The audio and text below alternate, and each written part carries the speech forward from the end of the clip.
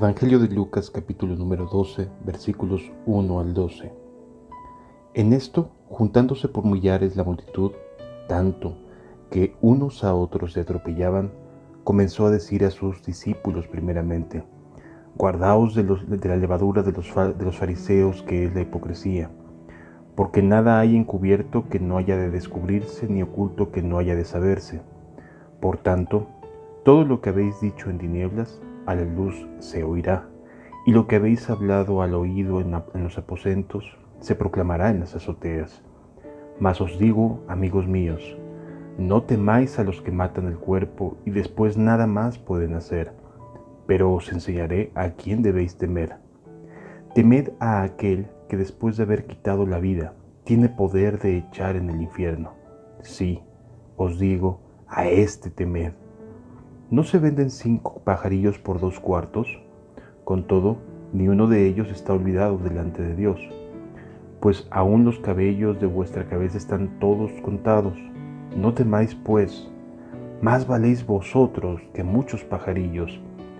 Os digo que todo aquel que me confesare delante de los hombres, también el Hijo del Hombre le confesará delante de los ángeles de Dios. Mas el que me negare delante de los hombres será negado delante de los ángeles de Dios.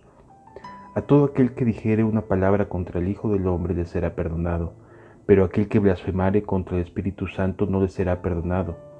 Cuando os trajeren a las sinagogas y ante los magistrados y las autoridades, no os preocupéis por cómo habréis de responder o qué habréis de decir, porque el Espíritu Santo os enseñará en la misma hora lo que debáis decir. Para poder entender de mejor manera estos versículos, me gustaría que pudiéramos entender en qué contexto estamos, en qué momento estamos. El capítulo 11 y el capítulo 12 de Lucas básicamente se encuentran en el mismo instante.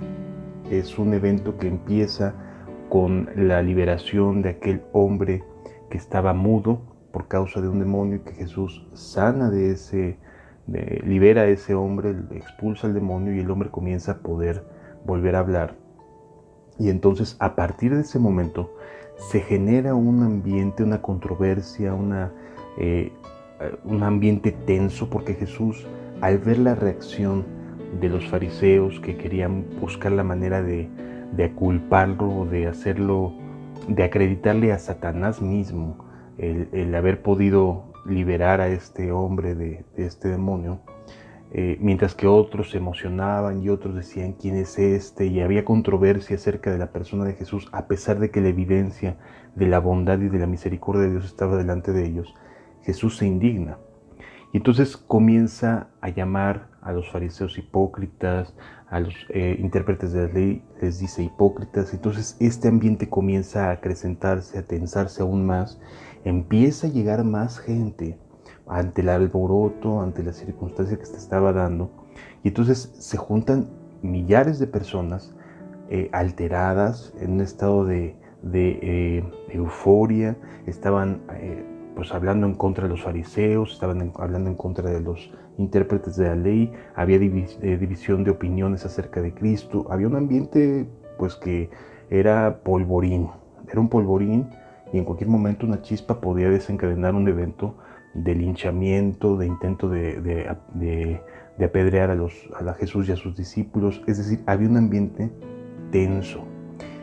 ¿Cómo pasamos de haber sido testigos de un milagro maravilloso para la vida de un hombre, al haber sido liberado de un demonio y haber vuelto a recuperar la capacidad de hablar, a un ambiente en el cual hay riesgo de ser linchados, de ser muertos por causa de la turba?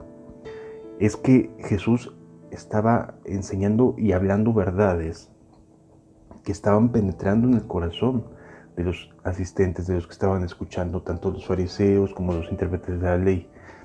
Y entonces el versículo 1 del capítulo número 12, que es el que estamos a punto de platicar, nos dice de la siguiente manera.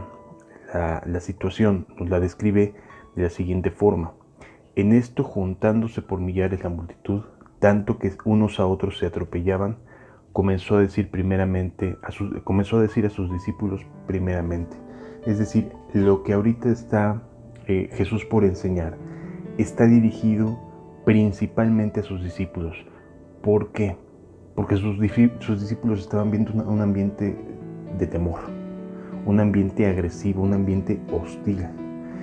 Hasta este momento, las actividades de Jesús habían dado resultados muy alentadores. La gente se iba contenta a sus casas, se regresaban felices porque había sanado aquí, porque había echado fuera un demonio, porque había ayudado a tal persona, porque había tenido misericordia de otra, porque enseñaba verdades que la gente tenía necesidad de escuchar, verdades esperanzadoras. Pero en este momento el discurso de Jesús se enfoca en la hipocresía, se enfoca a denunciar la falsa religión y la gente se altera. Y entonces los discípulos se están enfrentando a un ambiente hostil, un ambiente distinto, que genera en ellos un temor, genera en ellos un ¿en qué me estoy metiendo? ¿Qué estamos haciendo aquí? Y entonces este es el ambiente que está alrededor de las palabras que está a punto de enseñarles Jesús a sus discípulos. Va a tratar y tratará de brindar confianza en un ambiente completamente adverso. Y de esto se trata los siguientes pasajes. La primera instrucción que les da Jesús en un ambiente hostil, en un ambiente difícil, en un ambiente donde hay riesgos, la gente no está contenta, la gente está alterada, es la siguiente: guardaos de la levadura de los fariseos, que es la hipocresía. O sea, lo primero que Jesús les pide es: guárdate de todo esto que acabo de decir, de amar los primeros asientos en las sinagogas, de que les llamen rabí, de que véngase para acá usted sí es importante. Es decir, guárdate de toda esta parafernalia, ¿sí? Parafernalia quiere decir espectáculo, este espectáculo religioso, este show aparentemente piadoso que se mueve a través o en medio de los fariseos, de los intérpretes de la ley, que pretenden juzgar los eventos, pretenden juzgar a un hombre que acaba de ser liberado y lo llaman Satanás. Es decir, es guárdate de esta situación, guárdate de este ambiente difícil, de este ambiente de engaños, de este ambiente donde cada uno vela por lo suyo. Guardaos de la levadura de los fariseos. Los fariseos amaban que la gente les reconociera todo su trabajo, todo su esfuerzo, toda su sabiduría. Amaban ser reconocidos por las personas. Eso es lo que los fariseos buscaban. Su salario, su motivo por lo cual ellos eran piadosos, hacían actos religiosos, etc., estaba vinculado completamente a la imagen que querían transmitirle a la gente. Si era una relación entre mi imagen y la gente que reconoce mi imagen. Y esa era la relación, era lo que satisfacía los ministerios de los fariseos, de los intérpretes de la ley, era el reconocimiento público. Y Jesús les pide: por favor, guárdate de esto. Guárdate de querer que los hombres te reconozcan. Guárdate de querer tener éxitos. Guárdate de tener expectativas que no son congruentes con la realidad, porque mira lo que está provocando la hipocresía. La hipocresía está provocando que a una persona que se le hizo un bien, le llamen que no se le hizo bien, que fue por Satanás, que desacrediten la misericordia de Dios, la obra maravillosa de Dios en la vida de la gente, la van a desacreditar por su imagen. Guárdate de la levadura de los fariseos, que es la hipocresía. Sí, esto se lo está diciendo a sus discípulos, se los está pidiendo, les está haciendo la observación: por favor, ten cuidado, guárdate, porque no hay nada encubierto que no haya de descubrirse. O sea, ¿qué es lo que Jesús les está diciendo a sus discípulos? Todo será descubierto, todo será evidenciado, todo se está escribiendo. Los ojos de Dios miran toda la tierra, y todo lo que hacemos, lo que pensamos, lo que estamos analizando en casa, cuando estamos en el cuarto y estamos hablando con nuestro esposo, con nuestra esposa, con nuestros hijos, todo va a salir a la luz, todo se está escribiendo. Todas las palabras, buenas o malas, las críticas, los juicios, todo lo que estamos continuamente emitiendo desde nuestro corazón, emanando de nuestro corazón, se está escribiendo. ¿Sí? Y entonces Jesús les dice, por favor, guárdate, ten prudencia, detente, refrénate, no sigas estas pisadas de estos hombres que lo único que buscan es fama, es éxito. Detente, porque todo va a salir, todo se va a notar, todo va a ser público, va a salir a la luz. Entonces, por favor, haz las cosas con sinceridad, haz las cosas con honestidad, entrégate a la vida cristiana de forma honesta, sincera, sin esperar nada a cambio. Eso es lo que Jesús está queriendo decirle a sus discípulos. Todo va a salir a la luz. No sigas el camino del fariseo. No continúes por el camino que ellos eligieron. La hipocresía no te va a llevar al reino de los cielos. El querer guardar una imagen propia delante de la gente, aunque en lo íntimo, en lo privado, eres una persona completamente distinta o diferente, no te va a llevar al reino de los cielos. Necesitas urgentemente detenerte y modificar tu conducta, porque todo va a salir a la luz. Y se lo está diciendo a sus discípulos. Nos lo está diciendo a nosotros que estamos escuchando y estamos en este ambiente hostil que genera temor. Oye, ¿por qué mejor dales por su lado tantito, Jesús? Es decir, podemos ser tentados a querer evitar este ambiente de dificultad, ¿verdad? Es normal, el temor se presenta en la vida de los seres humanos, es normal que en un momento de sentirnos con temor, con riesgo, querramos evitar ese riesgo, digamos, no, mejor me detengo, ya no voy a seguir por aquí, es decir, cambio mi manera de ver las cosas, de proceder, porque el temor genera cambios para que salgamos de ese riesgo. Entonces, aquí había la posibilidad de que sus discípulos entraran en una condescendencia con los fariseos y los intérpretes de la ley al darse cuenta que había un ambiente ya muy agitado, muy hostil, y podría existir la posibilidad de que los pudieran lapidar. Entonces, sí es un ambiente que puede generar decisiones equivocadas. Por eso Jesús les dice, a ver, guárdate de querer quedar bien con estos amigos, guárdate de querer quedar bien con la religión, guárdate de querer quedar bien con quienes tienes miedo, a quienes les tienes miedo, etc. Guárdate, porque todo va a salir a la luz. Ten confianza, no se van a quedar las cosas ocultas. La vida de las personas, los hechos, los pensamientos de las personas, todo va a salir a la luz de manera definitiva. Así que guárdate. Lo que a continuación hace Jesús es tratar de brindar confianza a sus discípulos. Están en un ambiente álgido. Entonces, obviamente parte de la vida cristiana está siendo modificada.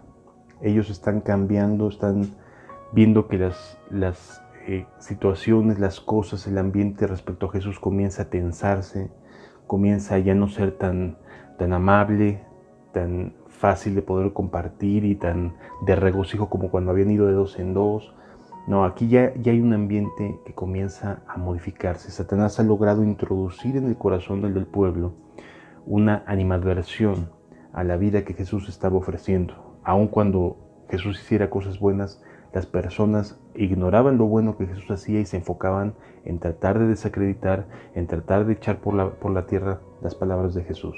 Ya se estaba generando un ambiente anticristiano, muy semejante a lo que hoy podemos encontrar, ¿sí? Pero este ambiente anticristiano se estaba generando en el pueblo de Dios, y esto es lo que realmente debe de llamarnos poderosamente la atención. Este ambiente hostil, este ambiente contrario a las enseñanzas de Jesús se estaba generando dentro de los que tenían la palabra de Dios como medio de vida, con conocimiento. Esto no se estaba generando en los romanos, no se estaba generando en los griegos, no se estaba generando en los etíopes, no, se estaba generando dentro del mismo pueblo, y esto es algo que debemos de aprender, y si no estamos dispuestos a entenderlo, difícilmente vamos a poder salir adelante y llegar al final de la carrera. De donde viene la mayoría, y escúchalo bien, hermano, de donde va a venir y viene la mayoría de la oposición, de los ataques, de los descréditos, de los intentos de derribarte, no será de los de afuera. A los de afuera ni siquiera les interesamos.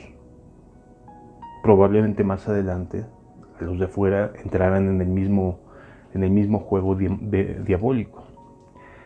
Pero inicialmente estamos siendo atacados por los de dentro, por los que tienen Biblia, por los que conocen de Dios, por los que se reúnen en las iglesias alabando y levantando las manos y yendo a conciertos y aprendiendo Biblia y teniendo sana doctrina, etc. Es decir, la oposición no va a venir de afuera, amado. ¿Sí me doy a entender? Espero que sí. La oposición no va a venir de fuera. Estamos viendo que es el propio pueblo de Dios el que se está levantando en contra de Cristo Jesús y de sus discípulos. Importante entender y asimilar esta verdad. Las persecuciones más feroces se generan desde adentro. Se generan desde personas que se supone que tienen Biblia, que tienen la palabra de Dios como su fuente de inspiración. Tanto que, como le dijo Jesús en el Evangelio de Juan, aún los que os maten creerán que rinden servicio a Dios. Sí, a ese grado de oposición, de inflamación infernal, puede llegar una persona dentro de la religión y sabiendo Biblia, llegar hasta tratar de quitarle la vida a otro cristiano o a una persona por mantenerse en unas convicciones santas y piadosas. ¿De acuerdo? Espero que se esté entendiendo. Entonces, lo que hace Jesús a continuación es: no tengas miedo. No tengas miedo. No lo dice una vez, se lo dice varias veces aquí en estos textos. No temáis. ¿Sí? Les dice: ¿a quién sí deben de temer? Temed a aquel que puede echar su vida en el infierno. Sí, a este temer. A los que pueden matarlos, pues sí, será un momento difícil, pero finalmente no se acaba todo aquí. Temed más bien a aquel que después de que te pueden quitar la vida, te puedan mandar al infierno. A ese sí, hay que tener temor. Es decir, hay que tener temor a Dios. Y entonces les habla acerca de que no se venden 5 pajarillos por 2 cuartos. ¿Sí? Les dice: no se venden 5 pajarillos por 2 cuartos. Los pajarillos eran, la mayoría de las veces eran como codornices, eran pajaritos muy pequeñitos, menospreciables a los ojos de la mayoría de las personas. 2 cuartos era lo equivalente a decir una sexta parte del salario mínimo de un denario en aquella época. Entonces era muy pequeña la cantidad de costo, el precio que tenían estos pajarillos. Era realmente un animalito menospreciado, tenido en poco. No había un valor realmente que se le diera a este tipo de animalitos. Dios sí se los da, sí le da ese valor a los animalitos porque Él los creó. Pero el ser humano tiene una manera de ver muy codiciosa las cosas, menosprecia mucho, tiende mucho a juzgar, no con la misma vara que Dios mide. Entonces, para el ser humano, los animalitos estos valían lo que para nosotros hoy en día podrían ser a lo mejor 20 pesos mexicanos. Es decir, $1. Eso podría equivaler el costo de este animalito. Entonces, si el salario mínimo está en $10 o en $7, pues bueno, $1 es el costo de 5 pajarillos que vendían. O sea, es un valor muy pequeño en relación a lo hermoso que es la codorniz o los pajaritos que Dios ha creado para que volaran y fueran libres. Entonces, lo que trata de decirnos Jesús aquí como discípulos es: a ver, tu vida está en las manos de Dios, no tengas miedo. Si estos animalitos que son menospreciados por los seres humanos tienen un valor para Dios, porque ni uno de ellos cae, todos están delante de Dios, los cabellos de tu cabeza están contados, no tengas temor. Lo que nos está diciendo Jesús es: en este ambiente tan difícil, tan hostil, no tengas miedo. No tengas miedo, mantente firme, mantente fiel. Dios no tiene ningún problema en ayudarte. Él está contigo y va a sacarte adelante, no tengas temor. Es lo que Jesús está tratando de transmitirle a sus discípulos. Ánimo, aliento, aquí estamos, Dios está con ustedes. Su vida vale mucho más que la de estos pajarillos. Dios está con ustedes. Es lo que está tratando de transmitir nuestro Señor Jesucristo. Jesús después les dice: el que me confesara delante de los hombres, yo le confesaré delante de los ángeles de Dios. Es decir, habrá un reconocimiento delante de Dios y de sus ángeles al reconocer que nos mantuvimos fieles a pesar de este ambiente como el que estaban viviendo en ese momento Jesús y sus discípulos. Les está diciendo: no tengas miedo, si no me niegas, yo tampoco te voy a negar delante de los ángeles. Y si me niegas, entonces sí te voy a negar delante de los ángeles de Dios. Es decir, mantente firme. Dios está contigo. Es lo que está queriendo tratar de transmitir. Confianza, aliento, ánimo. ¿Sí? Y luego nos acercamos al texto que es muy usado por Satanás para atacar la fe de las personas o para evitar que los cristianos que en un momento dado hayan caído y se hayan resbalado puedan levantarse, y es la blasfemia contra el Espíritu Santo. Y esto es bien importante poderlo entender, porque muchas personas se atoran en su fe y ya no creen poder tener perdón de Dios pensando que han blasfemado contra el Espíritu Santo. Porque les dice Jesús: toda palabra que digáis contra el Hijo del Hombre será perdonada, pero lo que digas contra el Espíritu Santo no será perdonado. Y entonces el adversario llega a decirle al cristiano que a lo mejor ha caído: oye, ya blasfemaste contra el Espíritu Santo. Yo quisiera explicarte qué significa blasfemar contra el Espíritu Santo, para que puedas darte cuenta que a lo mejor nunca has blasfemado, no has blasfemado contra el Espíritu Santo, y Dios puede tener misericordia de ti si te arrepientes y cambias tu manera de ver las cosas. El ambiente en el cual estamos se origina por un milagro, un evento donde Jesús libera de un demonio a un ser humano y esta persona comienza a poder volver a hablar. ¿Sí? Es decir, la blasfemia contra el Espíritu Santo puede partir de atacar las evidencias notables de lo que Dios está haciendo a favor de una persona. En otras palabras, lo que el Espíritu Santo hizo por ese hombre que estaba endemoniado, de liberarlo y de devolverle el habla, es un acto de misericordia, es un acto de bondad de Dios, de gracia. Le está haciendo un bien a un ser humano.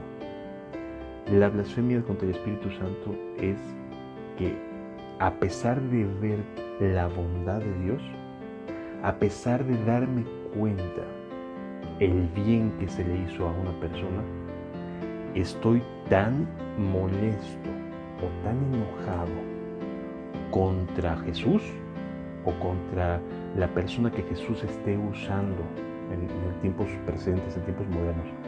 Estoy tan incómodo, tan molesto, tan indignado contra la persona que Dios está usando para bendecir a un ser humano, que entonces a ese acto yo le llamo un acto demoníaco. Espero que me esté dando a entender. La blasfemia, la ofensa, la blasfemar es ofender. No tenemos que decir groserías, ni decir malas palabras contra el Espíritu Santo. No tiene que ver con eso. Tiene que ver con que un acto de bondad, evidentemente misericordioso, innegablemente bondadoso de Dios, yo le llame que fue Satanás quien lo hizo. O sea, que mi criterio sea para juzgar las cosas, como me cae gordo este varón, o me cae mal esta hermanita, o no me parece que sea cristiana, y entonces lo que haga o deje de hacer siempre lo voy a estar juzgando, y siempre lo voy a estar señalando, siempre lo voy a estar criticando, y Dios la usa para hacer un milagro tan evidente como este, y yo, porque me cae mal la hermanita, digo que no fue de Dios.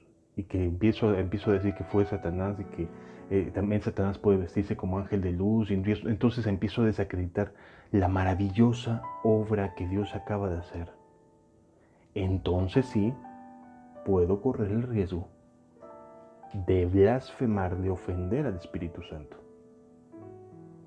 Yo quisiera que se pudiera entender que la blasfemia contra el Espíritu Santo puede iniciar o se puede originar cuando somos testigos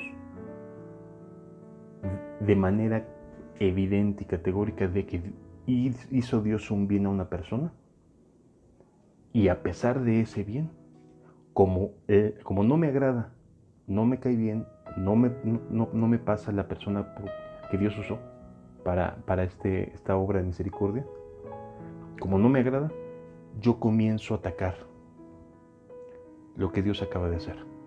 Eso es blasfemar contra el Espíritu Santo, y eso sí no tiene perdón. Así que mucho haríamos de bien guardar nuestros propios criterios y opiniones cuando veamos que una persona fue beneficiada, fue hecha libre, fue redimida, cambió su vida por medio del que Dios usó, de una piedra a la que Dios usó. Si a mí la piedra que Dios usó no me agrada, no me voy a meter en problemas, no voy a blasfemar el Espíritu Santo, no voy a decir ni media palabra. Si creo que la persona no es cristiana, o que no puedo creer que pueda ser Dios actuando a través de esa persona, por favor, detente. No vayas a decir nada, porque puedes estar ofendiendo al Espíritu Santo. Sí. El hecho de que tengas un desacuerdo doctrinal con alguien no significa que Dios no pueda usar ese alguien para hacerle un bien a una persona. Pero si tú te enfrascas en tu mente, en tu cabecita, en tu corazón, en una lucha con esa persona, y Dios está usándola, y tú tratas de desacreditarla, ahí de ti, ahí sí aguas. Porque la intención de Dios es rescatar. Y si una persona está cambiando de vida, está siendo transformada, está siendo renovada, está siendo regenerada, y Dios está usando a ese pedazo de piedra, sea hermano, sea hermana, sea pastor, sea discípulo, sea cristiano, vaya donde vaya, si Dios está haciéndole un bien a la gente por medio de esa persona, guárdate. Pero entiéndase que hacerle un bien quiere decir que esa persona que está recibiendo esta bendición de Dios está siendo libre, O sea, está siendo libre de pecado, está siendo libre de demonios. No es cualquier cosa, no es nada más decir, pues le predicó y le fue bien. No, estamos hablando de una obra real que Dios va a transformar de pies a cabeza la vida de una persona. O sea, cuando yo veo eso, yo no puedo decir ni media palabra de la piedra que Dios haya usado, porque puedo correr el riesgo de blasfemar contra el Espíritu Santo al tratar de desacreditar a la persona que Dios usó. Espero que me esté dando a entender. Sí.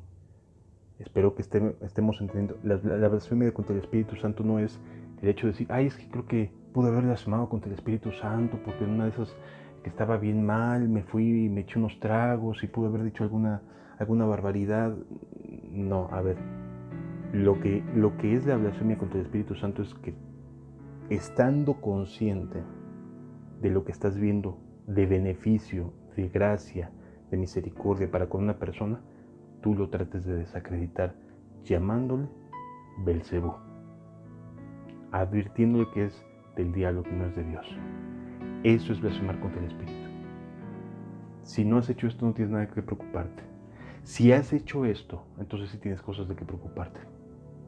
Si has llamado de Satanás una obra regeneradora, que la persona está cambiando, está modificando su forma de vida, y tú tienes ante tus ojos cómo está cambiando, y con todo buscas la manera de desacreditar el momento, el evento, la vida, tanto del que está siendo bendecido como de la persona que Dios quiso usar, entonces sí te vas a meter en problemas con Dios. Espero que quede claro lo que sí es y lo que no es la blasfemia contra el Espíritu Santo. que en un momento dado dijiste algo, hiciste algo, te perdiste, etc. Toda palabra que salga de tu boca contra el Hijo del Hombre será perdonada. Pero llamarle algo que es bueno, que Dios está evidenciando como bondadoso, llamarle malo, entonces sí, te vas a meter en problemas con el riesgo de poder blasfemar contra el Espíritu Santo. Porque la vida de ese hombre está siendo transformada por Dios, no por la piedra que usa. Pero si ves que esa piedra es usada continuamente, entonces aguas con quién o a quién estás señalando como diablo. Seamos cuidadosos, mejor es no meternos en este asunto de querer discernir si tal o cual es verdadero o falso profeta. Sus frutos se dan a conocer y, como dice la Escritura, no habrá nada oculto que no haya de saberse. A su momento saldrá la luz, pero si yo no cuento con un criterio fehaciente y verdadero, mejor me guardo mi lengua, mejor me guardo mi opinión y lo echo a mis espaldas, porque yo estoy viendo la gloria de Dios, teniendo compasión por la vida de las personas. Es importante aprender esto. Que Dios te bendiga.